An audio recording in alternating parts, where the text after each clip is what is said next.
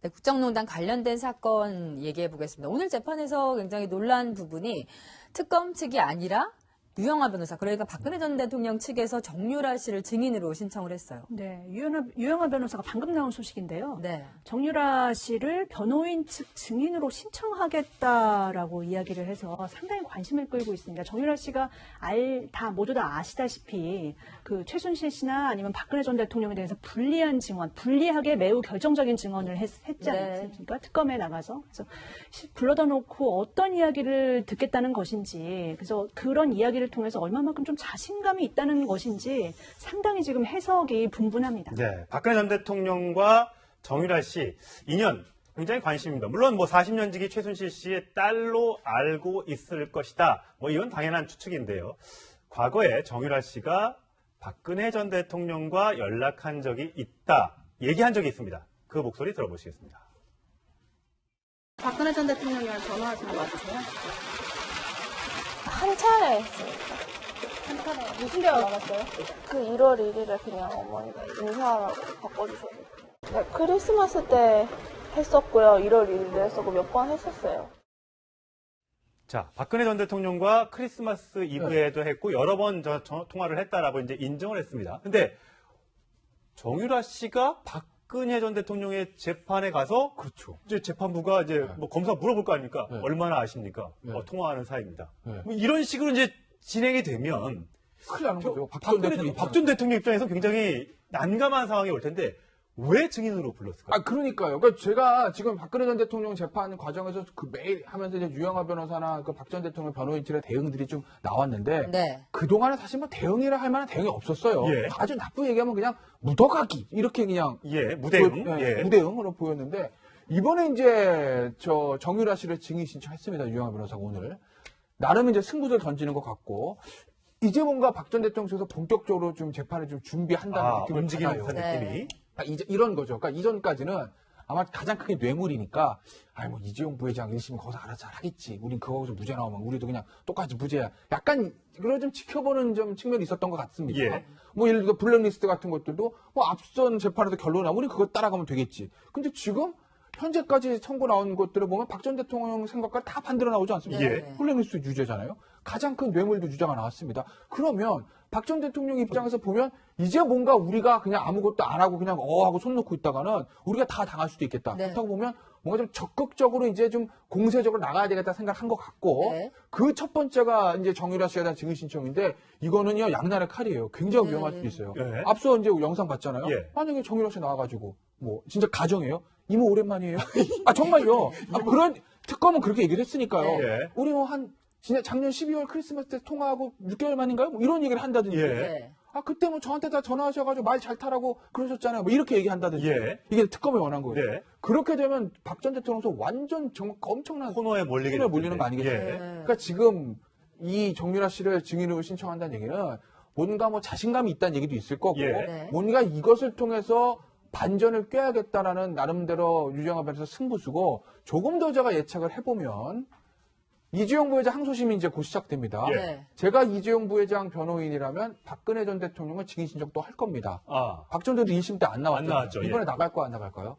제가 봤을 때는 박근혜 전 대통령이 이재용 부회장 항소심 증인 신청이 되면 나가서 얘기할 확률이 제가 봤을 때는 95% 이상이에요. 이렇게 된다고 봅니다. 예. 왜냐하면 이제는 우리도 나가서 뭔가를 얘기를 해야 되겠다 생각할 수도 있는 거죠. 아마 재판 전략에 좀 중대한 변화가 좀 생기는 걸로 보입니다. 예. 네, 일단은 삼성 재판에서 정유라 씨가 했던 증언이 굉장히 불리했기 때문에 소국장님 아무래도 그 부분에 대해서 집중적으로 좀 탄핵을 할 가능성이 높을 것 같아요. 1차적으로는 그렇게 보입니다. 왜 그러냐면 그 당시에 이제 이재용 부회장 유죄 혐의 중에 뇌물 관련된 부분, 네. 이 부분은 결국 이제 박 전 대통령과 바로 연결되는 부분이잖아요. 예. 네. 그렇기 때문에 유영하 변호사가 정유라 씨를 증인 신청을 했다라는 것은 결국은 그 부분을 탄핵하기 위한 노림수가 있는 것 아닌가 보여지고, 그 당시에 이제 정유라 씨가 어쨌건 이건 삼성에서 타라고 했다라고 이름 바꾸는 과정도 전부 다 삼성에 어떤 관여가 있었다, 이런 식의 이제 진술을 하면서 그것이 바로 이제 유죄로 급물살을 타게 됐는데, 네. 그러면 아마 유영하 변호사 측에서는 이제 최순실 씨 측과 삼성 측과 박 전 대통령과의 어떤 관련성, 이런 것들을 이제 분리하는 그러한 전략, 그리고 그 속에서 이제 정유라 씨의 어떤 진술 같은 것들을 그렇게 활용할 가능성이 좀 있다라고 보여지기 때문에 아마 그 이 정유라 씨의 지난번 진술을 집중적으로 다시 이렇게 뒤집기 위한 예. 그러한 어떤 질의가 나오지 않을까 그렇게 예. 생각이 됩니다. 네, 저는 다른 것보다도 만약에 증인으로 나오면은 박근혜 전 대통령도 만나겠지만 엄마도 만나게 되잖아요. 그럴 수 있죠. 그 장면도 참 어떨지 궁금하네요. 그러니까요. 엄마 입장에서도 지금 화가 나. 지난번에 그 증언하고 나서 엄마도 화를 냈다고 얘기하지 네. 않습니까? 변호사들이 나서가 집에도 못 들어가게 해달라고 이렇게 요청할 정도였는데 그렇다 하더라도 이제 엄마는 그래도 분노가 어느 정도 삭혔을 거라고 생각은 들어요. 이제 부모라고 하는 그 관계, 부모 자식의 관계는 자식이 부모를 생각하는 마음하고 또 다르거든요. 그런 차원에서 본다고 하면 최순실은 어느 정도 좀 누그러졌을 수 있는데 정유라 입장에서는 지금 상황에서 또 입장을 바꾸기가 상당히 힘들어요. 그렇죠. 그럼 진술의 진실성도 의심을 받게 될 그렇게 되죠. 것이고 예. 또 특검과 어느 정도 뭐 얘기가 됐을 가능성이 있는데 그건 잘 어떤 네. 일인지 모르겠습니다만 그게 완전히 뒤집어질 수 있는 상황이기 때문에 정유라 입장에서 기존의 입장을 계속 유지할 가능성이 있어서 얼굴을 붉히는 장면이 나올 가능성은 충분히 있다고 보여집니다. 네. 또 세 명이 같이 있는 게 껄끄러울 수밖에 없잖아요. 네. 그 상황에서 그렇죠. 보는 게 지금 김태현 변호사 아까 성대묘사까지 해가면서 이모한테 오랜만에 봤다고 이런 얘기 나오면 예. 얼마나 황당하겠습니까? 예. 그러니까 정유라 입장에서는 그런 방법을 통해서라도 본인이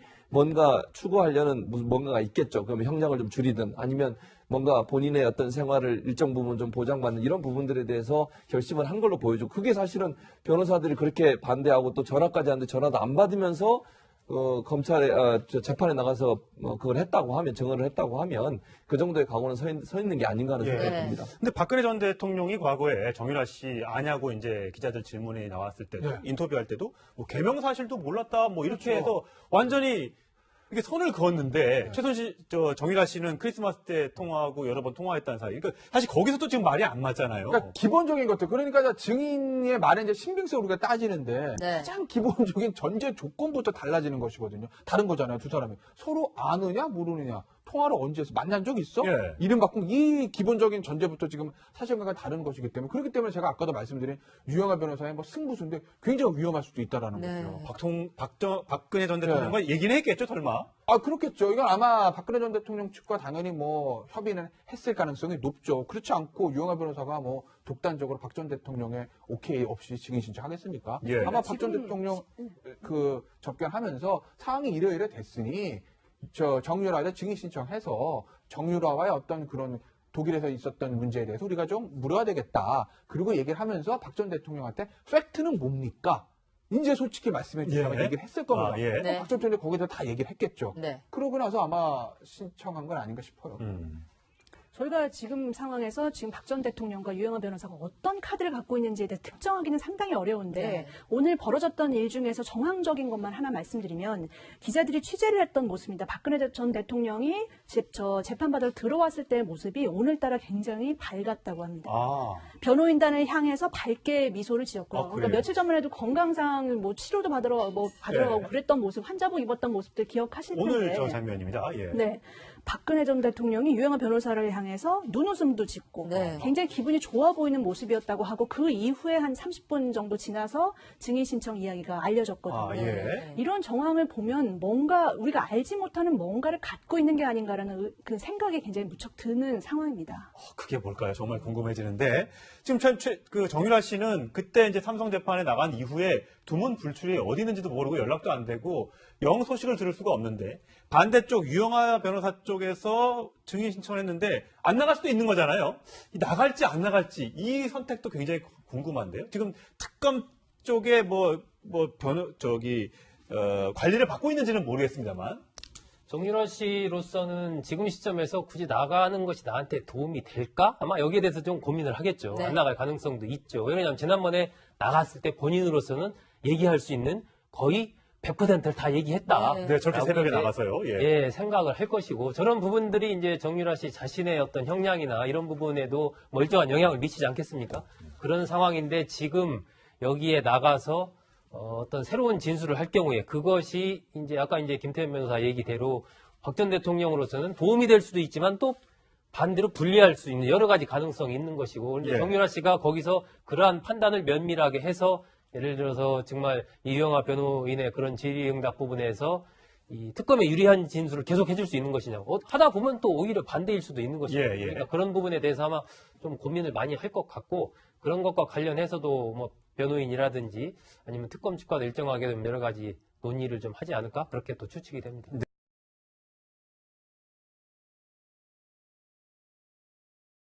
네, 국정농단 관련된 사건 얘기해 보겠습니다. 오늘 재판에서 굉장히 놀란 부분이 특검 측이 아니라 유영하 변호사, 그러니까 박근혜 전 대통령 측에서 정유라 씨를 증인으로 신청을 했어요. 네, 유영하 변호사가 방금 나온 소식인데요. 네. 정유라 씨를 변호인 측 증인으로 신청하겠다라고 이야기를 해서 상당히 관심을 끌고 있습니다. 정유라 씨가 모두 다 아시다시피 그 최순실 씨나 아니면 박근혜 전 대통령에 대해서 불리하게 매우 결정적인 증언을 했지 않습니까? 특검에 나가서. 그래서 불러다 놓고 어떤 이야기를 듣겠다는 것인지, 그래서 그런 이야기를 통해서 얼마만큼 좀 자신감이 있다는 것인지 상당히 지금 해석이 분분합니다. 네, 박근혜 전 대통령과 정유라 씨 인연 굉장히 관심입니다. 물론 뭐 40년지기 최순실 같습니다. 예. 뭐 예를 들어 블랙리스트 같은 것들도 뭐 앞선 재판에서 결론이 나면 우리 그거 따라가면 되겠지. 근데 지금 현재까지 선고 나온 것들을 보면 박 전 대통령 생각과 다 반대로 나오지 않습니까? 예. 블랙리스트 유죄잖아요. 가장 큰 뇌물도 유죄가 나왔습니다.